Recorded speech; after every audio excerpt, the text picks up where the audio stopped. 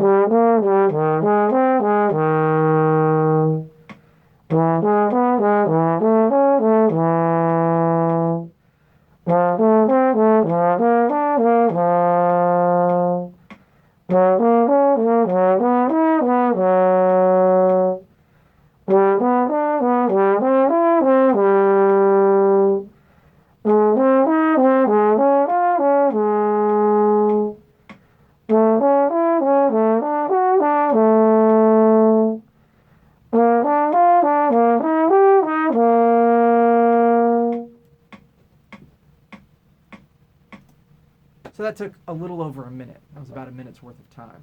So if you can put the metronome on 100 and just blow down the 12 keys with a 1-4, 1-3 notes, you're starting to develop a little bit of harmonic fluency.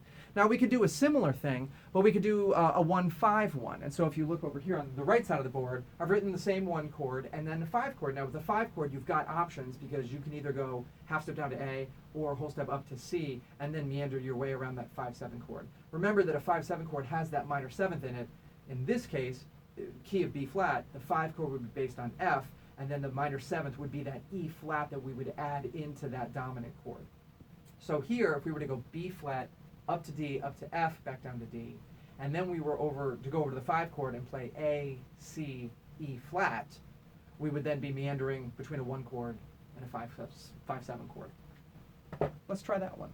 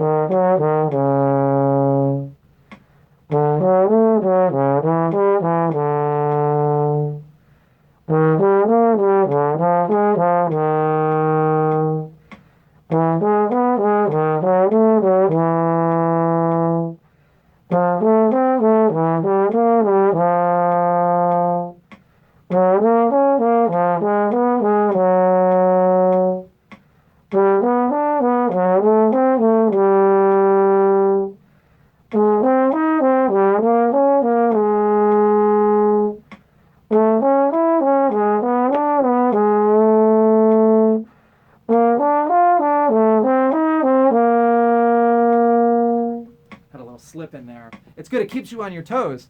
No matter how much harmonic fluency you develop, you still have to have a certain focus in the moment. And there's something about playing a musical instrument where if you want to do it at a high level, I think you have to practice having that high level of focus in the moment. And every moment counts as its own moment. And so if you have one little slip or lapse in your focus, something can go amiss. And I think it's a really great way to practice around the instrument and develop dynamic harmonic fluency and develop that concept of just kind of focus endurance. So as you heard, I had a little slip in there, and that's exactly what you'll catch with this kind of pattern. Lip slurs, put it in second position, put it in third position, put it in fourth position. I think it's a lot easier just to mentally check out in certain ways. So you've got a 1-4 and then a 1-5. And then when you're getting more advanced, what you can do is you can start putting those together. And so now the chord progression's getting a little bit more advanced. So if we were to play a 1-4-1-5-1 chord progression, it would sound something like this.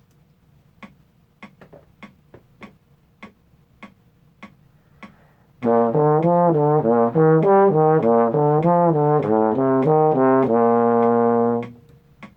you can do that in all the keys.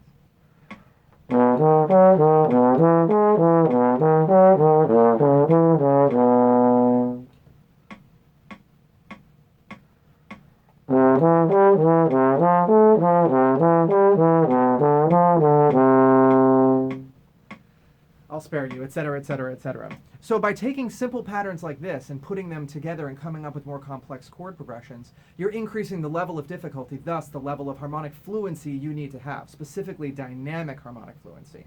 Now, you can increase the number of notes you play per arpeggio. You can increase the complexity of the chord progression. You can increase the tempo or decrease the tempo, and then it becomes a breath challenge or a technique challenge. You can change the articulation. There's so many ways to do it. Alternate positions. You can do all sorts of things to make sure that you're challenging yourself in an appropriate way, and you're holding yourself to quite a high standard. But if you're just starting out, just take a 1 chord and a 4 chord, figure out what those notes are going to be.